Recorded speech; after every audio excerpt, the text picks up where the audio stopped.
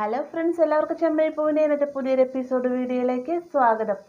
എപ്പിസോഡിന്റെ തുടക്കത്തിൽ തന്നെ കാണിക്കുന്നത് തന്റെ വണ്ടി തിരികെ കിട്ടാത്തതിന്റെ ആകെ സങ്കടത്തിൽ നിൽക്കുകയാണ് നമ്മുടെ രേവതി.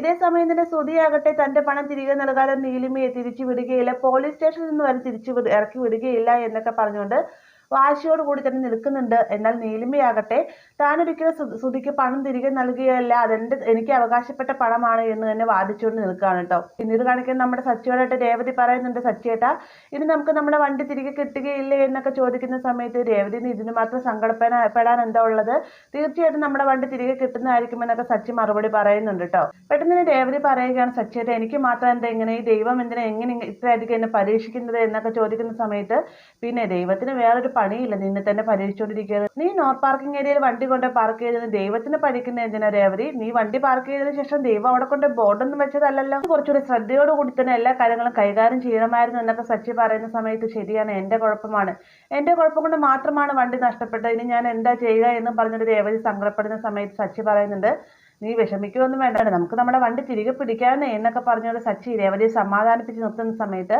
രേവതി വേഗം സച്ചിയുടെ കൈകളിലേക്ക് ചേർത്ത് പിടിച്ചിട്ട് പറയുന്നത്, സച്ചിയുടെ വാക്കുകൾ എനിക്ക് എത്ര അധികം ആശ്വാസം നൽകുന്നുണ്ടെന്നോ എന്നൊക്കെ പറയുന്ന സമയത്ത് രേവതി തന്നെ നോക്കി നിൽക്കാണ്ട് സച്ചി. എന്നാൽ ഇതേ സമയം അകത്താകട്ടെ നമ്മുടെ സുധി തന്റെ പണം തിരികെ വേണമെന്നൊക്കെ നീലിമയോട് പറയുന്ന സമയത്ത് പോലീസുകാരൻ പറയുന്നുണ്ട്, സുധിയിൽ നിന്ന് മേടിച്ച പണം അത് തിരികെ കൊടുക്കുക എന്നൊക്കെ പറയുമ്പോഴത്തേക്കും നീലിമ പറയും, ഒരിക്കലും ഇല്ല, അവരുടെ കയ്യിൽ നിന്ന് ഞാൻ മേടിച്ച പണമല്ല, ഇത് എനിക്ക് അവകാശപ്പെട്ട പണമാണ് സാർ, എന്നെ വെറുതെ വരണം, എനിക്ക് കാനഡയിലേക്ക് ചെന്നതിന് ശേഷം ഒരുപാട് ബിസിനസിന്റെ കാര്യങ്ങളൊക്കെ ചെയ്യുവാനുള്ളതാണ്, മാത്രമല്ല ഞാനിപ്പോൾ ഇവിടെ വന്നത് ഒരു പ്രോപ്പർട്ടിയുടെ കാര്യത്തിന് വേണ്ടിയിട്ടാണ്, എന്നെ തിരികെ വിടണമെന്നൊക്കെ നീലിമ പറയുന്നുണ്ടെങ്കിലും ശ്രുതിയും പറയുകയാണ്, ഇല്ല സാർ, അവളെ തിരികെ വിടരുത്, തിരികെ വിട്ടു കഴിഞ്ഞാൽ അവൾ ഒരിക്കലും ഇങ്ങോട്ടേക്ക് തിരികെ വരികയില്ല എന്നൊക്കെ പറയുമ്പോഴത്തേക്കും വക്കീല് വേഗം പറയുന്നുണ്ട്, സാർ ഞാൻ പറയുന്നത് കേൾക്ക്, മേഡം ഒന്ന് തിരികെ കാനഡയിലേക്ക് പോട്ടെ, അവിടെ കുറച്ച് ബിസിനസിന്റെ കാര്യങ്ങളൊക്കെ ശരിയാക്കാനുണ്ട്, മാത്രമല്ല അത്യാവശ്യമായതുകൊണ്ടാണ് മേഡം ഇങ്ങോട്ടേക്ക് വന്നത്, ഇവിടുത്തെ കാര്യങ്ങളൊക്കെ ചെയ്തിട്ട് വേഗം തന്നെ കാനഡയിലേക്ക് ചെന്നതിന് ശേഷം കാനഡയിലേക്ക് ബിസിനസ്സും കാര്യങ്ങളൊക്കെ ഒന്ന് സെറ്റാക്കി വെച്ചിട്ട് മേഡം ഇങ്ങോട്ടേക്ക് തിരികെ വരുന്നതായിരിക്കും, അതിനുശേഷം സുധിക്കുള്ള പണം നൽകുന്നതായിരിക്കും എന്നൊക്കെ വക്കീല് പറയുന്ന സമയത്ത് സുധി പറയുന്നുണ്ട്, വക്കീലിന്റെ ബുദ്ധി കൊള്ളാം, മേഡത്തെ ഇവിടെ നിന്ന് കെട്ടി എഴുന്നേപ്പിച്ച് വിട്ട് കഴിഞ്ഞാൽ പിന്നെ മേഡം ഇങ്ങോട്ടേക്ക് തിരിച്ചു വരികയില്ലല്ലോ, ഈ രാജ്യത്തേക്ക് തന്നെ അവൾ തിരികെ വരികയില്ല എന്നൊക്കെ സുധി പറയുന്ന സമയത്ത് പോലീസുകാരൻ അത് ശരിയാണെന്ന് തന്നെ തോന്നുകയാണ്.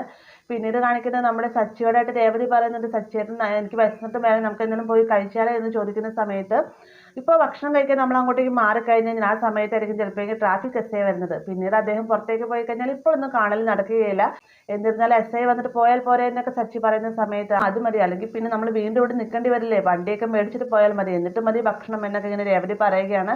രേവതി ദയനീയമായി തന്നെ നോക്കുകയും ചെയ്യുന്നുണ്ട് സച്ചി. ഇതേസമയം തന്നെ നീലിമയോടായിട്ട് സംസാരിക്കുകയാണ് എത്രയും വേഗം തന്നെ ഇവരെ പണം തിരികെ നൽകണം, ഇവർ നിനക്ക് പണം തന്നു എന്നുള്ള തെളിവൊക്കെ ഇവരുടെ കയ്യിൽ തന്നെ ഉണ്ട് എന്നൊക്കെ പറയുമ്പോഴത്തേക്ക് നീലിമ പറയുന്നുണ്ട്, ആ ഒരു തെളിവൊന്നും ഒന്നും തന്നെയല്ല, പിന്നെ ഇവൻ പറഞ്ഞല്ലോ ഇവന് ഞാൻ തമ്മിൽ പ്രണയത്തിലാണെന്ന്, ആ ഒരു 6 മാസക്കാലത്ത് ഇവന്റെ കൂടെ നിന്നതിന് പ്രതിഫലമായിട്ട് ഞാനിത് എടുത്തോളാം എന്നൊക്കെ ഇങ്ങനെ നീലിമ പറയുമ്പോഴത്തേക്ക് പോലീസുകാരൻ പറയുന്നത്, എന്ത് വൃത്തികെട്ട വർത്തമാനമാണ് ഈ പറയുന്നത്, വക്കീൽ സാറെ പറഞ്ഞു മനസ്സിലാക്കുക എന്ന് പറഞ്ഞുകൊണ്ട് നീലിമയെ വക്കീലിന്റെ കൂടെ പുറത്തേക്കായിട്ട് പറഞ്ഞു വിടട്ടെ. അപ്പൊ നീലിമയും വക്കീലും പുറത്തേക്ക് ഇറങ്ങുന്ന അതേ സമയം തന്നെ സച്ചി രേവതി അവിടെ ഇരിപ്പുണ്ടാകും, പക്ഷെ രണ്ടുപേരും ഫേസ് കാണുന്നില്ല കേട്ടോ. നീലിമയെ മാറ്റി നിർത്തിയതിനു ശേഷം വക്കീല് പറയുന്നത്, എന്താ മേഡം ഇങ്ങനെയൊക്കെ സംസാരിക്കുന്നത്, മേഡത്തിന്റെ വില മേഡം തന്നെ കളഞ്ഞു കുടിക്കരുത്, ഞാൻ എല്ലാ കാര്യങ്ങളും പറഞ്ഞ് കോംപ്രമൈസ് ആയിക്കോളാം, മേഡം ഒന്നും തന്നെ പറയേണ്ടതില്ല എന്ന് പറഞ്ഞുകൊണ്ട് നീലിമയും കൂട്ടിക്കൊണ്ട് വക്കീൽ തിരികെ അകത്തേക്ക് തന്നെ ചെല്ലുകയാണ്. പിന്നീട് കാണിക്കുന്ന നമ്മുടെ സച്ചി രേവതിയും കൂടി ട്രാഫിക് എസ് നോക്കിക്കൊണ്ടിരിക്കുന്ന സമയത്ത് തന്നെ സച്ചിക്കറിയാവുന്ന ഒരു പോലീസുകാരൻ അങ്ങോട്ടേക്ക് വരികയാണ്.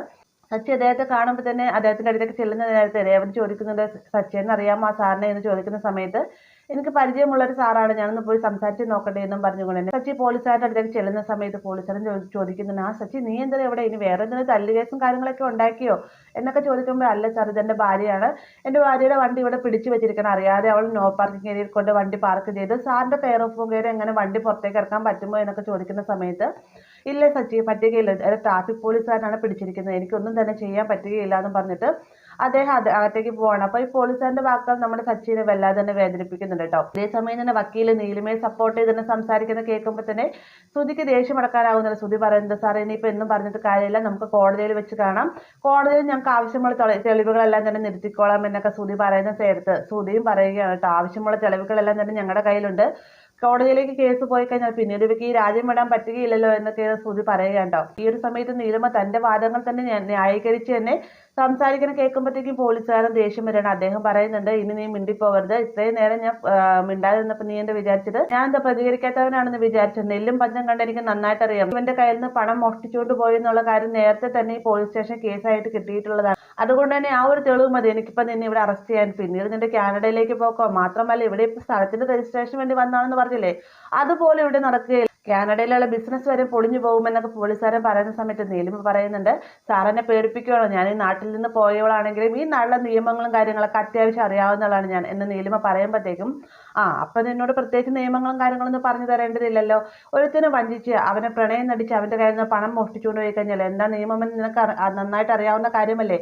വക്കീൽ സാറിനോട് പറഞ്ഞ് നിന്നെ മനസ്സിലാക്കാമെന്നാണ് ഞാൻ കരുതിയിരുന്നത്. ഇനിയിപ്പോൾ അതിന്റെ ഒന്നും ആവശ്യമില്ല. ഇവന് കൊടുക്കാനുള്ള പണം നീ തിരികെ കൊടുത്തില്ല എന്നാണെങ്കിൽ പിന്നെ കാനഡയിലേക്ക് തിരികെ പോവുകയില്ല നീലിമ എന്നൊക്കെയാണ് പോലീസുകാർ പറയുന്നത് കേൾക്കുമ്പോഴത്തേക്കും വക്കീലിന് പന്തികേട് മനസ്സിലാവുകയുണ്ട്. വേഗം തന്നെ വക്കീൽ പറയുന്നത്, സാർ ഞാനൊരു 5 മിനിറ്റത്തേക്ക് മേഡത്തിനോട് സംസാരിച്ചിട്ട് ഇപ്പോൾ വരാമെന്ന് പറഞ്ഞുകൊണ്ട് നീലിമയെ മാറ്റി നിർത്തി പുറത്തേക്കായിട്ട് ഇറങ്ങി പോവാണ് കേട്ടോ. അപ്പോൾ നമ്മുടെ ശ്രുതിക്കും ഏകദേശം സമാധാനമായിരിക്കും. കാരണം പോലീസുകാരെ സപ്പോർട്ട് ചെയ്ത് ഇവർ സംസാരിച്ചു. മാത്രമല്ല ഇനിയിപ്പോൾ ഈ ഒരു പണം തിരികെ കിട്ടാതെ നീലിമയെ അദ്ദേഹം പുറത്തേക്ക് വിടുകയില്ല എന്നുള്ള കാര്യവും ഇവർക്ക് വ്യക്തമായി തന്നെ മനസ്സിലാവുകയാണ്. പിന്നീട് കാണിക്കുന്നത് നമ്മുടെ സച്ചിയെ രേവതിയാണ്. സച്ചിയോടായിട്ട് രേവതി പറയുന്നത്, സച്ചിയോട് നമ്മൾ ഇങ്ങനെ ഇരുന്നിട്ട് എന്താ കാര്യം, നമുക്ക് ആരുടെയൊന്ന് പോയി സംസാരിച്ച് നോക്കാം എന്നൊക്കെ രേവതി പറയുമ്പോഴത്തേക്കും അത് ശരിയാണ് സച്ചിക്കും തോന്നുവാണ്. സച്ചി വേഗം രേവതിയെയും കൂട്ടിക്കൊണ്ട് തന്നെ പോലീസ് സ്റ്റേഷന്റെ അകത്തേക്കായിട്ട് കയറി ചെല്ലുകയാണ്. ഈ ഒരു സമയത്താണ് ഒരു മേഡം പുറത്തേക്ക് ഇറങ്ങി വരുന്നത്.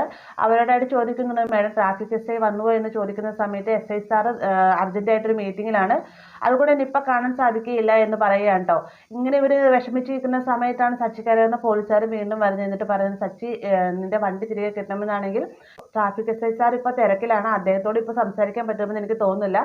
ഇപ്പൊ നിലവിലുള്ള SI സാർ അദ്ദേഹം നല്ലൊരു മനുഷ്യനാണ്, കാര്യങ്ങൾ പറഞ്ഞ് മനസ്സിലാക്കി കഴിഞ്ഞാൽ തീർച്ചയായിട്ടും നിന്റെ വണ്ടിയുടെ പിഴ അടച്ചതിന് ശേഷം വണ്ടി കൊണ്ടുപോയിക്കൊള്ളാനായിട്ട് പറയുന്നതായിരിക്കും എന്നൊക്കെ ഈ പോലീസുകാരൻ പറയുന്ന സമയത്ത് സച്ചി പറയുന്നുണ്ട്, എന്താ ഞങ്ങൾ അദ്ദേഹത്തെ ഒന്ന് പോയി കണ്ടോട്ടെ സാർ എന്ന് ചോദിക്കുന്ന സമയത്ത് ഇപ്പൊ എന്തായാലും കാണാൻ പറ്റുകയില്ല, അവിടെ ഒരു അർജന്റ് ആയിട്ടുള്ള കേസിന്റെ കാര്യങ്ങൾ ഡിസ്കസ് ചെയ്തുകൊണ്ടിരിക്കുകയാണ്, താമസമില്ലാതെ തന്നെ കാണാൻ സാധിക്കുന്നതായിരിക്കും, ഇവിടെ നിന്ന് വെയിറ്റ് ചെയ്യാൻ പറഞ്ഞിട്ട് ആ പോലീസുകാരൻ അവിടുന്ന് പോയി കഴിയുമ്പോഴത്തേക്ക് രേവതി പറയുന്നുണ്ട്, വെയിറ്റ് ചെയ്യാനേ. ഈ ഒരു വാക്ക് തന്നെയാണ് ഇവിടെ വന്നിട്ട് കേട്ടുകൊണ്ടിരിക്കുന്നത്. ഇവരൊക്കെ എന്ത് ഇങ്ങനെ എന്നൊക്കെ രേവതി പറയുന്ന സമയത്ത് രേവതി, നമുക്ക് നമ്മുടെ ഈ വണ്ടിയുടെ പ്രശ്നം മാത്രമല്ല, പക്ഷെ പോലീസുകാർ അങ്ങനെയല്ല, അവർക്കൊരു 1000 കൂട്ടം പ്രശ്നങ്ങളുണ്ടായിരിക്കും, അവർക്ക് നിന്റെ വണ്ടിയുടെ പുറകെ മാത്രം പോയാൽ പോരാ എന്നൊക്കെയാണ് സച്ചി പറഞ്ഞതിന് ശേഷം വളരെയധികം ദുഃഖത്തോടെ നിൽക്കുകയാണ് സച്ചിയും രേവതിയും.